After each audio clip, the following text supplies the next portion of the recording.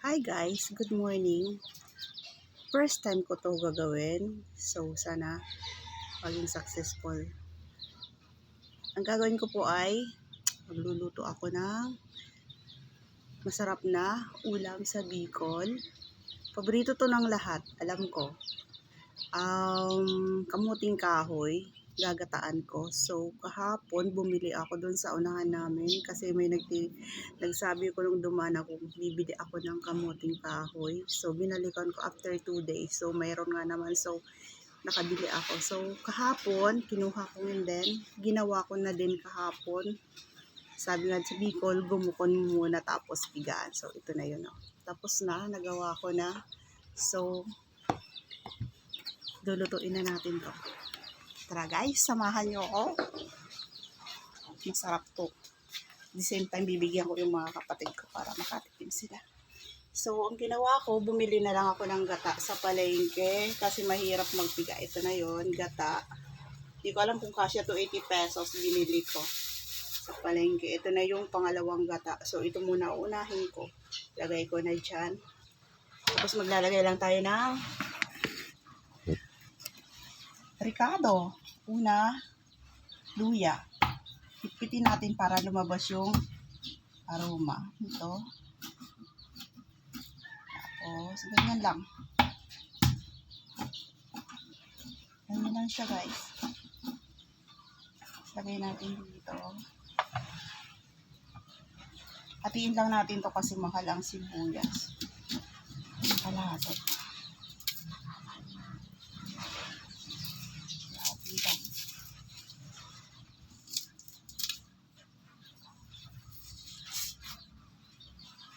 Ganyan lang. Buhayin lang natin.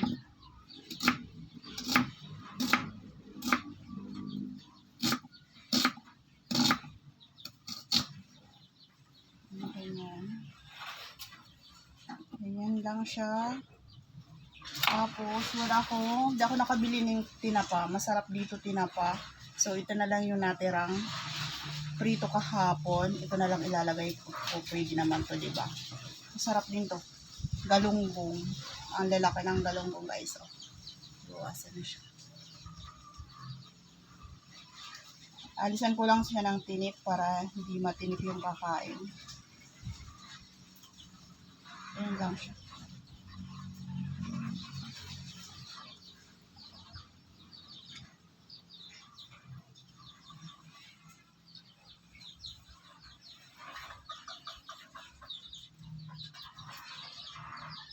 Malaking tinik.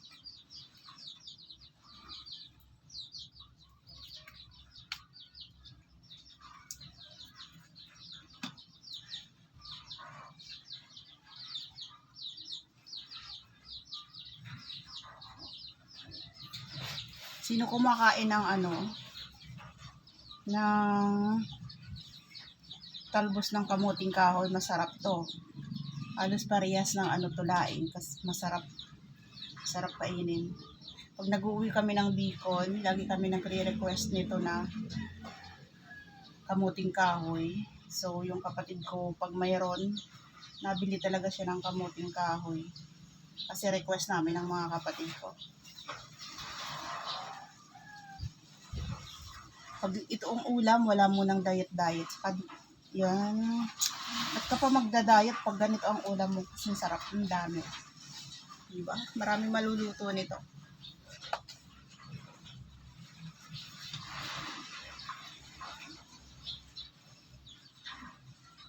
Sige na nga, mamaya, balikan ko po kayo pag natapos ko na ito himayin.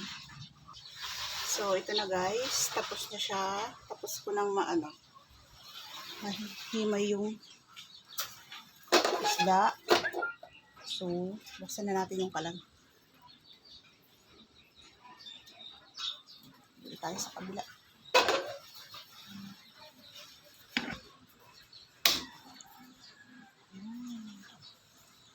So,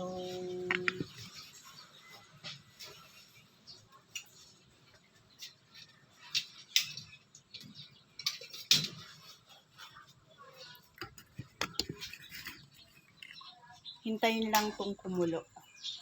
Tapos ilalagay na yung yung talbos ng kamuting kahoy. So, mamaya ulit guys. Ayan o, nakulo na siya. So, kailangan na natin ilagay yung talbos ng kamuting kahoy. Ito na. Lagyan na natin.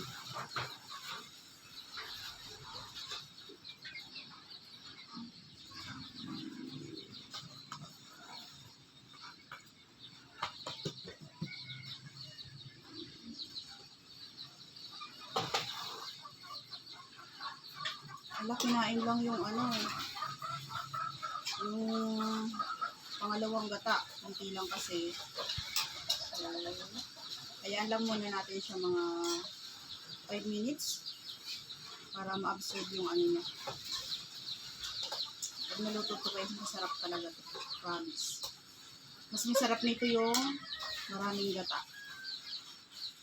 So,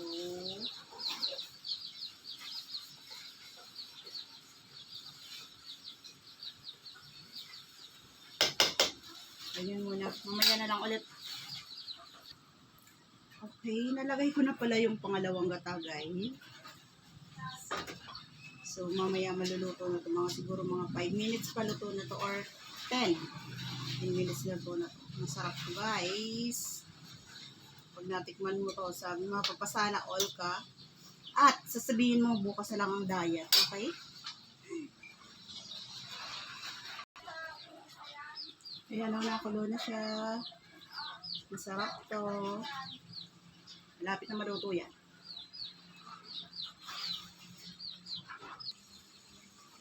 Ayan, tikman na. Ayan, tikman na natin itong luto ko. Kung masarap na.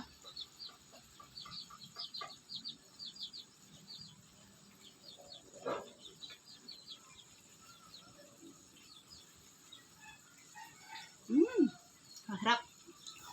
Kaya lang medyo maalat ata. Pero okay na yan. Okay naman yung medyo may sabaw, diba? Or tuyong-tuyo pa. Pero konting tuyo na lang siguro. Mga 3 minutes. Okay na yan. Papatayin ko na.